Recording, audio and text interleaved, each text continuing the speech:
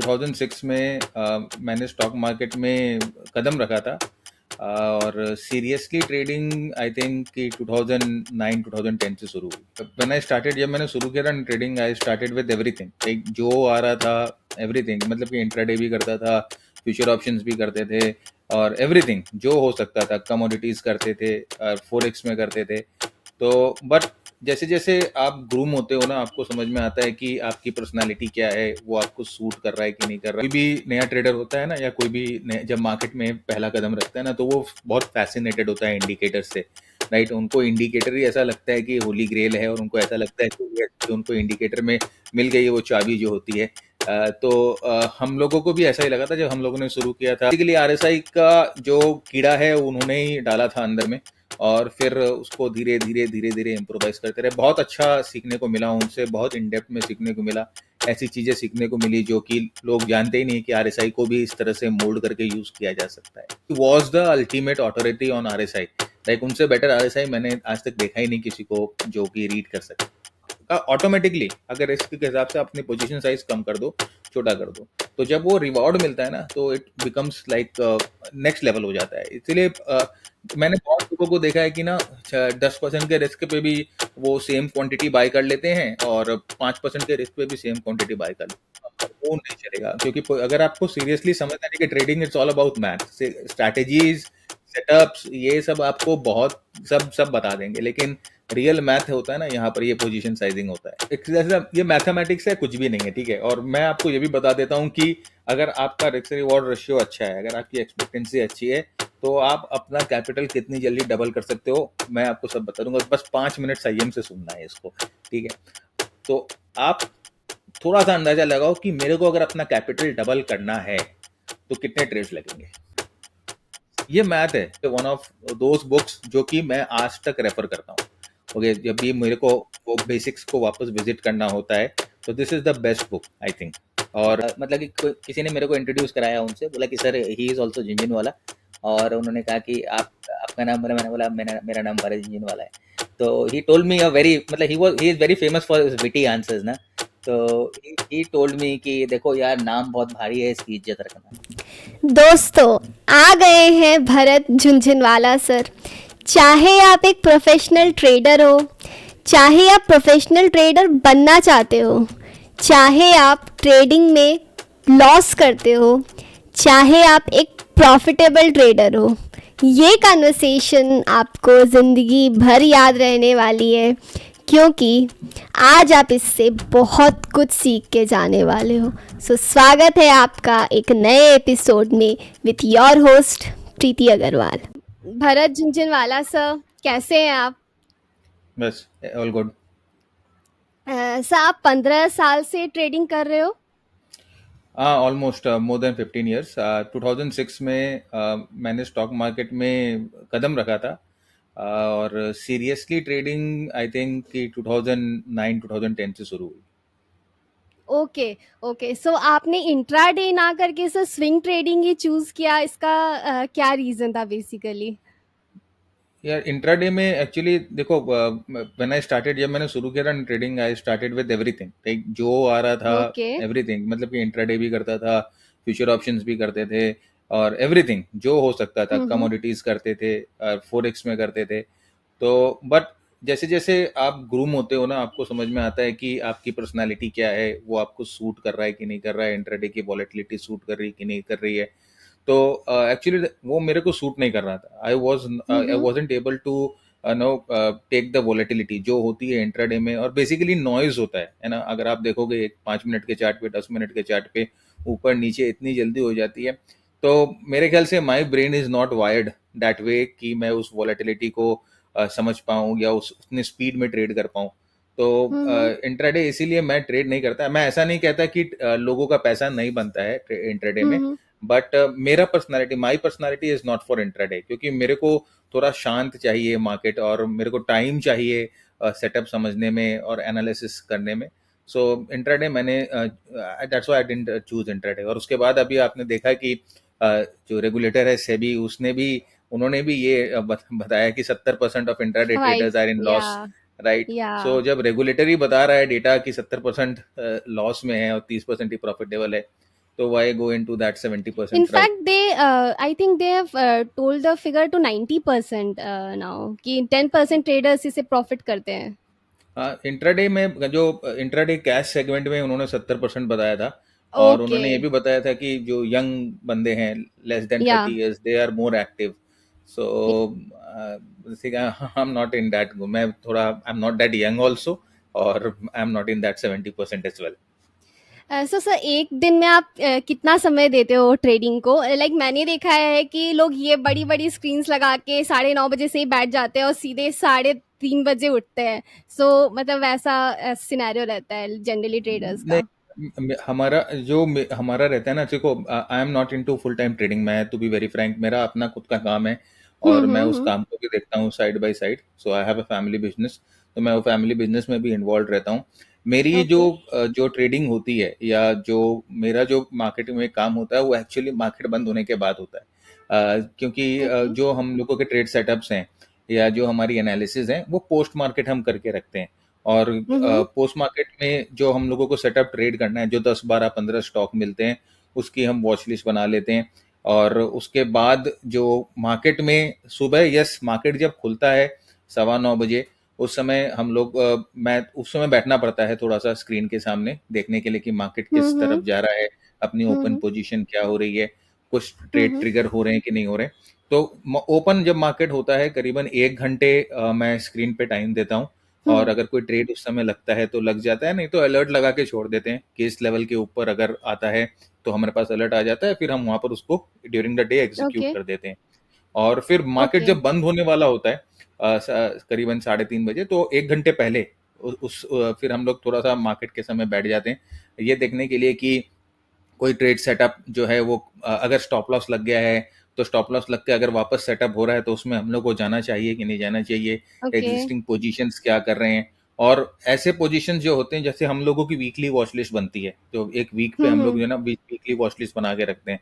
तो अगर वो अच्छा. वीकली वॉच लिस्ट के हिसाब से कोई ट्रेड प्रोबेबल ट्रिगर हो रहा है कि नहीं हो रहा है, ये सब हम लोग जो है मार्केट के लास्ट आवर में देखते हैं, तो कुछ एग्जीक्यूशन वहां करना ओके. होता है तो कर लेते हैं। लेकिन during the day, like from okay. 10:30 to मतलब 2 2 2:30 बजे तक, like we do not trade, मतलब बैठते ही नहीं है मार्केट पे, देख एक्टिव नहीं रहते हैं।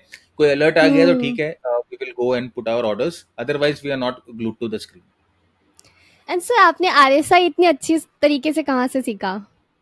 आरएसआई, देखिए, जब कोई भी नया ट्रेडर होता है ना, या कोई भी जब मार्केट में पहला कदम रखता है ना, तो वो बहुत फैसिनेटेड होता है इंडिकेटर से, राइट। उनको इंडिकेटर ही ऐसा लगता है कि होली ग्रेल है, उनको ऐसा एग्जैक्टली. लगता है कि उनको इंडिकेटर में मिल गई है वो चाबी जो होती है।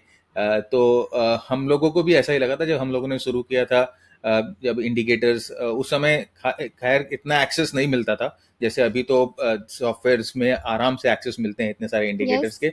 उस समय बहुत लिमिटेड इंडिकेटर्स होते थे, जैसे आरएसआई था, मैकडी था, बॉलिंजर बैंड था, और आपके यस. स्टोचैस्टिक था, सीसीआई था। तो ये जो फेमस इंडिकेटर्स थे, तो आरएसआई मेरे को इसीलिए एंटाइज करता था क्योंकि एक मेरे को समझ में आसानी से आता था वो, क्योंकि वो सबसे हम्म. इम्पोर्टेंट वो सिंगल लाइन है ना। तो जैसे यस. मैकडी 2 लाइन है, स्टोचैस्टिक 2 लाइन है, तो वो कंफ्यूजन होता था। तो मैंने देखा कि ये एक सिंगल लाइन है, और फिर इसी के ऊपर जो है मैंने थोड़ा सा काम किया। फिर इसके ऊपर जो एक्चुअली मेंटर मिल गया था, टू बी वेरी फ्रैंक, जो हम्म. प्रॉपरली सिखा सके, तो हम्म. इसीलिए फिर आई चोज आरएसआई, और उसके ऊपर बाकी बाद में काम करते रहे। सो सर आपने मैंने सुना है आपने शायद एंड्रू कार्डवेल से डायरेक्टली भी ये कोचिंग वगैरह ली थी. सो हाँ जी, उसका क्या हाँ। सीन था? एंड्रू कार्डवेल के साथ मैं करीबन अभी लास्ट ईयर, शायद उनका निधन हुआ था लास्ट जून में। यस. तो तब तक मैं उनके साथ था, I was with okay. Him या फ्रॉम 2011, 2010 से मैं उनके साथ था, और ओके. 2010 से मैं उनसे रेगुलर टच में था, रेगुलर कम्युनिकेशन होते थे। और उनसे मैंने आरएसआई जो है काफ़ी डिस्कशन किया, उनसे सीखा भी। जो मैंने पेपर लिखा था आरएसआई का, जो कि पब्लिश्ड है आईएफटी में, वो भी उनके हम्म. मतलब कि उन्होंने बहुत असिस्ट किया, उन्होंने बहुत हेल्प किया। तो बेसिकली आरएसआई का जो कीड़ा है उन्होंने ही डाला था अंदर में, और फिर उसको धीरे धीरे धीरे धीरे इम्प्रोवाइज करते रहे। बहुत अच्छा सीखने को मिला उनसे, बहुत इन डेप्थ में सीखने को मिला। ऐसी चीजें सीखने को मिली जो कि लोग जानते ही नहीं कि आरएसआई को भी इस तरह से मोल्ड करके यूज किया जा सकता है। Exact sir, to interrupt you once, आप ऑडियंस को बताएंगे कि एंड्रू कार्डवेल एग्जैक्टली थे कौन, क्योंकि कुछ लोगों को पता नहीं होगा उनके बारे में। Andrew Caudwell actually he is the authority of RSI, मेरे ख्याल से उनको डॉक्टर आरएसआई भी बोला जाता था। तो वो आरएसआई के ऊपर उन्होंने बहुत काम किया है। एक उनका एक फाइनेंस ग्रुप था, कार्डवेल फाइनेंस ग्रुप, सीएफजी, वहाँ के वो डायरेक्टर थे और वो आरएसआई को एक्सटेंसिवली यूज करते थे प्राइस एक्शन के साथ। तो उन्होंने आरएसआई का एक अनकन्वेंशनल रूल निकाला था। जनरली लोग 70-30 यूज करते हैं, लेकिन उन्होंने थोड़ा सा उसको ट्विस्ट हम्म। किया, लेवल्स को ट्विस्ट किए, सिग्नल्स को ट्विस्ट किए। और यूएस में he was based in US, और उनका नाम हम्म। काफी है आरएसआई के चीज को लेकर। आप जाके सर्च भी करोगे ना हम्म। कि आरएसआई एंड एंड्रू कार्डवेल, तो आपको बहुत कुछ मिलेगा। यस। तो आई think that exactly. He was the ultimate authority on RSI. Like उनसे बेटर आरएसआई मैंने आज तक देखा ही नहीं किसी को जो कि रीड कर सके। यस। सो सब आप अभी ऑडियंस को बताना चाहेंगे कि आरएसआई यूज करने का सही तरीका क्या है एग्जैक्टली? देखिए, वैसे मैं बहुत जो अभी देखिए इतना मटेरियल आ चुका है ना इंटरनेट पे और यूट्यूब पे, इतना हम्म। मटेरियल है, लोगों ने आरएसआई को बहुत तरीके से यूज किया है। हम्म। मैं बेसिकली, अगर आप मेरे को पूछोगे कि कौन सा सिग्नल मैं ज्यादातर आरएसआई में यूज करता यस। हूँ, क्या चीज यूज करता हूँ, तो मैं आरएसआई के जो रेंज रूल्स होते हैं, वो रेंज हम्म। रूल्स मैं यूज करता हूँ, क्योंकि वो trending market, non trending market में, दोनों में मेरे को मदद करता है समझने में कि मार्केट कब ट्रेंड होता है, कब नॉन हम्म। ट्रेंडिंग होता है।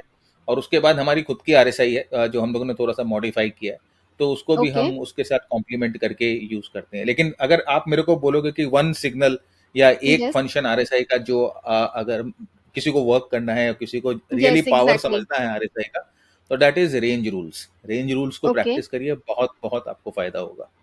सर, शॉर्ट में आप बताएंगे फॉर द व्यूअर्स कि वो कैसे वर्क करता है? रेंज रूल्स देखिए, जनरली क्या होता है ना कि आरएसआई के ओवरबॉट ओवरसोल्ड लेवल्स, अगर आप किताब पढ़ोगे वेल्स फाइल्डर जूनियर की, तो उन्होंने 70-30 जो है ओवरबॉट ओवरसोल्ड लेवल डिफाइन करके रखे हैं यस। कि यस। 70 के ऊपर जाने से ट्रेंड ओवरबॉट हो जाता है और 30 के नीचे आने से ओवरसोल्ड हो जाता है। लेकिन जनरली ऐसा होता नहीं है। जब मार्केट ट्रेंडिंग होता है, जब मार्केट बुल फेज में होता है, हायर टॉप हायर बॉटम्स बना रहा है, बहुत अच्छा स्ट्रॉन्ग ट्रेंड होता है मार्केट में, तो उस हम्म। समय आप देखोगे कि आरएसआई कभी जो है ना वो 30 पे आता ही नहीं है। तो उस समय आरएसआई अपनी रेंज को शिफ्ट कर लेता है। तो फ्रॉम 70-30 जो नॉर्मल उसका रेंज होता है ओवरबॉट ओवरसोल्ड का, वो शिफ्ट कर लेता है फ्रॉम 70 to 80। उसका ओवरबॉट का लेवल लेवल जो होता है 80 का हो जाता है, ओवरसोल्ड का लेवल जो होता है वो ओके। 40 का हो जाता है। राइट। तो कोई भी अगर करेक्शन आती है या कोई भी थोड़ा सा ब्लिप आता है, तो जनरली ये देखा जाता है कि अप ट्रेंड में आरएसआई जो है 40 के आसपास आकर रुकेगा, सपोर्ट लेगा और वहां से घूमेगा। And price hmm. Will also start like वहां पर बेस बनाना शुरू करेगी, फिर वहां से ब्रेकआउट करेगी। और 80 के पास जब आरएसआई चली जाए अप ट्रेंड में, हम्म। बहुत स्ट्रॉन्ग यस। मार्केट में, तो ये एक एक्सपेक्टेशन होता है कि यहाँ पर थोड़ा सा एक्सटेंडेड हो गया है ट्रेंड, और यहाँ पर जो है ना ट्रेंड कंसोलिडेट कर सकता है या करेक्शन दे सकता है। तो ये अप ट्रेंड में आरएसआई अपने ओके। ओवरबॉट रेंज को शिफ्ट कर लेती है। वैसे डाउन ट्रेंड जब होता है, तो वो आरएसआई जो है अपने ओवरबॉट ओवरसोल्ड रेंज को शिफ्ट करके 60 और 20 कर लेती है। तो डाउन ट्रेंड में okay. 60 becomes the overbought levels and 20 becomes okay. the oversold level. Okay, great. So sir, मुझे लगता है सब लोग बाकी सब तो कर लेते हैं, लेकिन पोजीशन साइजिंग करना भूल जाते हैं, या फिर मे बी उनको पता ही नहीं होता है कि पोजीशन साइजिंग करना ज़रूरी है या फिर वो कैसे की जाती है। सो आप बताएंगे व्यूअर्स के लिए कि पोजीशन साइजिंग करना इम्पोर्टेंट क्यों है और वो की कैसे जाती है एक्चुअली? देखिए, पोजीशन साइजिंग के लिए सबसे पहले इम्पॉर्टेंट है, पोजीशन साइजिंग क्यों इम्पॉर्टेंट मैं आपको ये बताता हूँ, क्योंकि ऐसा हम्म। होता है कि अलग अलग ट्रेड का अलग अलग रिस्क होता है। राइट। किसी ट्रेड में हम्म। आप 5% होता है, किसी में 6% होता है, किसी में 10% होता है। तो अगर आपके पास सही पोजीशन साइजिंग टेक्निक्स है, तो जिस ट्रेड में आपको रिस्क कम मिल रहा है, उस ट्रेड में जो है आपकी पोजीशन अच्छी हो सकती है, आप उस ट्रेड में अच्छा यस। पोजीशन लेकर आगे जा सकते हो। जहां पर रिस्क ज्यादा है, राइट, तो वहां पर आप अपनी पोजीशन जो है ऑटोमेटिकली कम कर सकते हो। तो एग्जैक्टली। तो ये पोजीशन साइजिंग अगर आप इसको फॉलो करते हो ना, जब मूव आती है जब आपके पास, तो आप सेम रिस्क में बड़ी पोजीशन ले रहे हो, है ना, तो रिटर्न आपका उस हिसाब से आपको मिलेगा। आपका रिस्क तो सेम है ना, 5% ही आपका रिस्क है। अगर आप किसी ट्रेड में ले रहे हो 5% रिस्क, मॉनिटरी रिस्क अगर आप समझो 10,000 रुपए है, और वो यस। ट्रेड का 5% है, तो आप उस 10,000 में ज्यादा पोजीशन, वो रिस्क 10,000 के रिस्क पे आप बड़ा पोजीशन ले सकते हो। और वहीं अगर रिस्क एग्जैक्टली। जो है बड़ा हो जाए, तो आपका ऑटोमेटिकली, अगर रिस्क के हिसाब से अपनी पोजीशन साइज कम कर दो, छोटा कर दो, तो जब वो रिवॉर्ड मिलता है ना तो it becomes like next level हो जाता है। इसलिए यस। मैंने बहुत लोगों को देखा है कि ना 10% के रिस्क पे भी वो सेम क्वांटिटी बाय कर लेते हैं और 5% के रिस्क पे भी सेम क्वांटिटी बाय कर लेते हैं, तो इट वही वोंट हेल्प। करते हैं जनरली लोग लोग, मुझे ऐसा लगता है। वो नहीं चलेगा, क्योंकि अगर आपको हम्म सीरियसली समझना है कि trading it's all about math से हम्म स्ट्रैटेजीज, सेटअप्स, ये सब आपको बहुत सब सब बता देंगे, लेकिन रियल मैथ होता है ना यहाँ पर, ये पोजीशन साइजिंग होता है। हम्म सर, सो वो उसका एक बेसिक आसान शब्दों में अगर आप बताएं तो वो कैसे, थोड़ा सा व्यूअर्स को ये कैसे की जाती है ये एग्जैक्टली। देखिए ऐसा होता है कि पहले आप अपना ना मॉनेटरी रिस्क डिसाइड कर लो, ठीक है। तो हम्म समझो अगर आपका कैपिटल टोटल 1 लाख का है और हम्म आप ये डिसाइड करते हो कि मैं पर जो मेरा ट्रेड है उस पे मैं 10% रिस्क लूंगा अपने कैपिटल, उससे ज़्यादा नहीं हम्म लूंगा। मैं एक जस्ट आपको एक हाइपोथेटिकल सिचुएशन बता रहा हूँ, वैसे 10% लेना नहीं चाहिए, ठीक है। तो यस। वैसे आप सोच रहे हो कि 1 लाख मेरा कैपिटल है और मैं उस पर 10, हर एक ट्रेड पे आई एम टेकिंग 10% रिस्क। तो वो मॉनेटरी रिस्क कितना हो गया अब आपका, वो 10,000 रुपया हो गया, राइट। तो अभी आपका ट्रेड गलत होगा तो आप 10,000 ही लॉस करोगे, दैट दिस इज फिक्स्ड। अब करेक्ट। आप उस ट्रेड का रिस्क लो कि पर ट्रेड रिस्क कितना है, ठीक है। हम्म अगर आपका पर ट्रेड रिस्क, अगर आपका स्टॉप लॉस कहाँ है, एंट्री कहाँ है, उसका डिफरेंस लोगे तो आपको पर ट्रेड हम्म रिस्क मिल जाएगा। इस पर ट्रेड रिस्क से आपको 10,000 को डिवाइड करो, तो हम्म उससे आपकी जो है पोजीशन साइज अपने आप निकल निकल के आएगी। जहां पर ट्रेड रिस्क बड़ा है, हम्म जहां पर 8% का रिस्क है, वहां पर पोजीशन साइजिंग अपने आप ऑटोमेटिकली छोटी हो जाएगी। जहां छोटा रिस्क है, जहां 3% का रिस्क है, वो बड़ी हो जाएगी अपने आप, लेकिन आपका जो पर ट्रेड रिस्क है 10,000 का, वो सेम रह जाएगा। Okay. Okay, so this is how it works. So आपने सर 2:1 स्ट्रैटेजी एंड 3:1 स्ट्रैटेजी के बारे में बहुत सारी बातें की है। सो उसके बारे में थोड़ा बताइए कि वो क्या होता है। देखो जैसे मैंने आपको और पहले भी मैं बोला खुद कि भी उसकी हाँ, बहुत बड़ी फैन हूँ। मैंने मतलब सुना है तो वो कैसे वर्क करती है, जब मैंने पहली बार सुना था I was like yes this is how it works, मतलब ये सही तरीका होना चाहिए। ओके। देखो मैं आपको जैसे ये मैथमेटिक्स है, कुछ भी नहीं है, ठीक है। और मैं हम्म आपको ये भी बता देता हूँ कि अगर आपका रिस्क रिवॉर्ड रेशियो अच्छा है, अगर आपकी एक्सपेक्टेंसी अच्छी है, तो आप अपना कैपिटल कितनी जल्दी डबल कर सकते हो, मैं आपको सब बता दूंगा। बस 5 मिनट संयम से सुनना है इसको, ठीक है। बिल्कुल। अगर आपका रिस्क रिवॉर्ड रेशियो, अगर हर ट्रेड में आप रिस्क रिवॉर्ड रेशियो 1:1 रखते हैं, है ना, मतलब कि 1 रुपए आप रिस्क लेते हो, 1 रुपए आप रिवॉर्ड है आपका, इसको आप लेकर इसको मेंटेन करके चलते हो 1:1, राइट।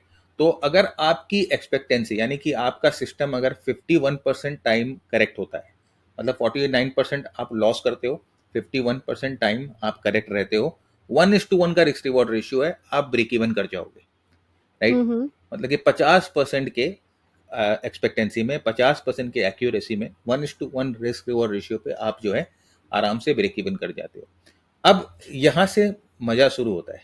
अगर आप अपना रिस्क रिवॉर्ड, अगर आपके पास ऐसा सिस्टम है और अगर आप अपना रिस्क रिवॉर्ड रेशियो 2:1 रखते हो, मतलब कि 1 रुपए आप जो है यू आर टेकिंग रिस्क, और हर एक ट्रेड में 2 रुपए तक का आप जो है रिवॉर्ड एक्सपेक्ट कर रहे हो, तो आपके पास अगर एक सिस्टम है जो 34% बार भी अगर सही होता है ना, तो आप हम्म ब्रेक इवन जो है उसको हिट कर जाते हो। ऑलराइट, अच्छा। ओनली ये थर्टी फोर प्रूवन परसेंट है ऑफ द क्या, ये टाइम्स। थर्टी फोर एकदम, ये परसेंट ही मैथ्स होता है, है? मैथ्स, ये मैथमेटिक्स है, ओके। ठीक है। और नाउ अगर आपके पास जब आप ट्रेड ले रहे हो और आपको जो ट्रेड मिल रहे हैं 3:1 के रिस्क रिवॉर्ड रेशियो मिल रहे हैं, यानी कि आप 1 रुपए का रिस्क ले रहे हो, 3 रुपए आप रिवॉर्ड लेते हो, तो 26% टाइम भी अगर आप सही होते हो जो 3:1 के रिवॉर्ड रिस्क रेशियो से, तो आप जो है ब्रेक इवन अपना हिट कर जाते हो। तो ओके। ये मैथ है। अब एक और देखिए, अब मैं आपको थोड़ा सा इसको ट्वीक करता हूँ और इस चीज को हम्म समझिए। अगर आपकी विन रेट 50% है, ठीक है, हम्म अगर आपका सिस्टम, ऐसा सिस्टम आपके पास है जो 50% ऑफ द टाइम्स आपको विन कराता है, 50% ऑफ द टाइम आप लॉस में रहते हो, और ठीक है। आप जब विन करते हो तो आप 2 रुपए कमाते हो, और आप हम्म जब लूज करते हो आप 1 रुपए लॉस करते हो, ठीक हम्म है। तो ये 2:1 का रिवॉर्ड रिस्क रेशियो हो गया with an hmm accuracy of 50%। 50%, और हाँ। यस, एंड आप हर एक ट्रेड में केवल 5% का रिस्क ले रहे हो, hmm right. Now you have accuracy of 50%, आपका रिवॉर्ड रिस्क रेशियो 2:1 है, और आपका जो रिस्क है, मैक्सिमम रिस्क हर एक ट्रेड में 5% है। हम्म विद इन 45 ट्रेड्स अगर आप ये बनाए रखते हो, 45 ट्रेड अगर आप लेते हो तो आप अपना कैपिटल डबल कर सकते ओके। हो इस रिस्क रिवॉर्ड ओके। रेशियो के साथ, हम्म। राइट? आपको क्या ऐसा कोई हाई एक्यूरेट सिस्टम नहीं चाहिए, दूसरा बहुत सारे ट्रेड्स नहीं करने हैं, तीसरा आपको बहुत बड़ा रिस्क नहीं लेना है, राइट? अब थोड़ा ओके। सा इसको ट्विक करते हैं, ठीक है? अपने टेक्निकल हम्म। एनालिसिस जानते हैं, तो हम्म। अब अपनी जो परसेंटेज है, विनिंग परसेंटेज, ऑफ कोर्स 50% नहीं है, उससे थोड़ी सी ज्यादा है। तो मैं समझता हूँ कि जो मेरी विनिंग परसेंटेज है, जो मेरा एक्सपेक्टेंसी है, वो 60% का है, राइट? 60% ठीक का। है। तो अभी 60% का अगर मेरा एक्सपेक्टेंसी है और मैं हर एक ट्रेड में 5% का रिस्क ले रहा हूँ, राइट? और रिस्क टू रिवॉर्ड रेशियो जो है वही 1:2 का है। तो हम्म। आप थोड़ा सा अंदाजा लगाओ कि मेरे को अगर अपना कैपिटल डबल करना है तो कितने ट्रेड्स लगेंगे? कितने ट्रेड्स लगेंगे सर? Only 25 trades. वाओ। अच्छा।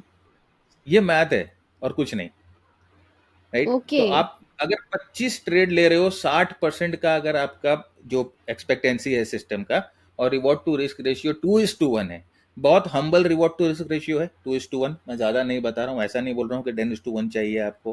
Sixty hmm. Percent win rate, humble win rate है, right? Hmm. 80% 90% accurate hmm. System अपने को नहीं चाहिए। 5% का रिस्क एकदम हम्बल जेन्युइन रिस्क है। अगर आप इतना मेंटेन कर सकते हो और कोई सिस्टम ऐसा ढूंढ सकते हो जो आपको ये करके दे रहा है, तो जस्ट इन 25 ट्रेड्स आप अपने अकाउंट को डबल करो। ज्यादा ट्रेड्स लेने की जरूरत ही नहीं, ज्यादा अपने अकाउंट को चर्न करने की जरूरत ही नहीं है। क्यों ब्रोकर का हम जेब भरे? तो हम्म। दिस इज द मैजिक, यही मैजिक होता है अगर आप रिस्क रिवॉर्ड रेशियो को सही तरीके से इस्तेमाल करते हो, with the right position sizing, with the right risk, then wonders, it can do wonders. लेकिन प्रॉब्लम यह है कि we are so much, right, हम लोग इतना बॉम्ब्ड है ना कि हाई एक्यूरेट सिस्टम चाहिए, बहुत हाई रिस्क रिवॉर्ड रेशियो चाहिए, राइट? तो दिस इज व्हाट हम लोग, जो रियल फैक्ट है, जो रियल जो मैं बोलूंगा द रियल लेयर जो होता है, उसको हम भूल जाते हैं। तो this is hmm. Very very important that stick. Low accurate system है, कोई भी दिक्कत नहीं है, just work on your risk reward ratio and work on your position sizing, that will be enough. Yes, क्योंकि लोग 60-40 नहीं हमेशा चाहते हैं कि मैं 70-30 कर लूँ या 80-20 कर लूँ, तो वो यही भूल जाते हैं कि 60-40 से इतनी इजीली इतने कम ट्रेड्स में ये काम हो सकता है। यस, और लोग हाई एक्यूरेट सिस्टम चाहते हैं कि सर ऐसा सिस्टम बताओ हम्म। जिसमें 90% ट्रेड लगे। ऐसा कोई सिस्टम हम्म। बना नहीं है। वर्ल्ड के बड़े बड़े ट्रेडर्स से अगर आप जाकर बात करोगे ना, वो एक ही बात बोलेंगे कि I am only 50 to 55% times correct in the market. और ये जेन्युइन फैक्ट है, ये इससे ज्यादा तो हो ही नहीं सकता है। यस, मुझे लगता है मैंने लाइफ में पहली बार इतनी इजी तरीके से ये और इतने अच्छे क्लैरिटी से समझा है पहली बार। It was really great. So sir, क्या सीक्रेट्स होते हैं कुछ प्रोफेशनल ट्रेडर्स के कैंडल स्टिक्स को लेकर, आप ये बताइए पहले तो।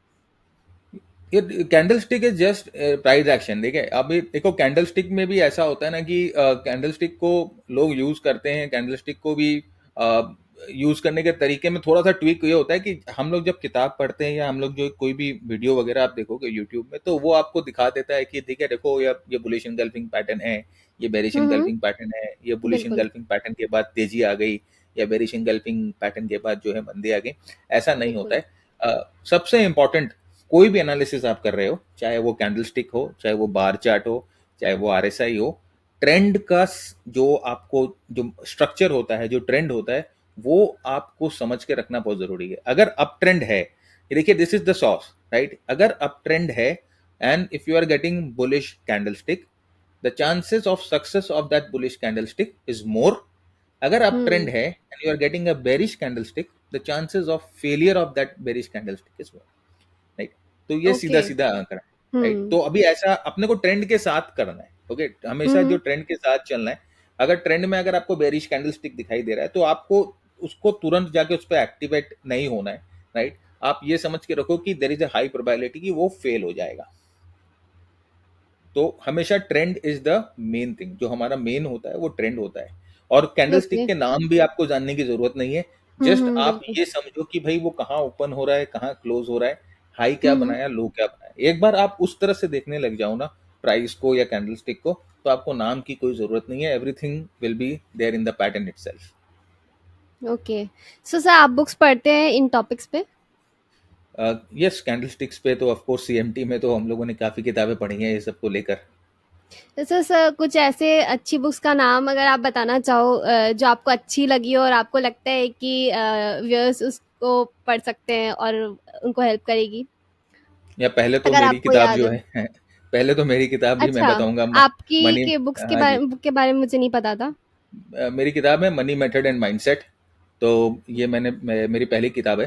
तो वाओ। मैंने यहाँ पर, जैसे कि आपने जो सवाल पूछे ना अभी, वो सारी हम्म। चीज़ें जो आपके व्यूअर्स को उस किताब में एकदम डिटेल में मिल जाएंगी। कि देखिए, हम्म।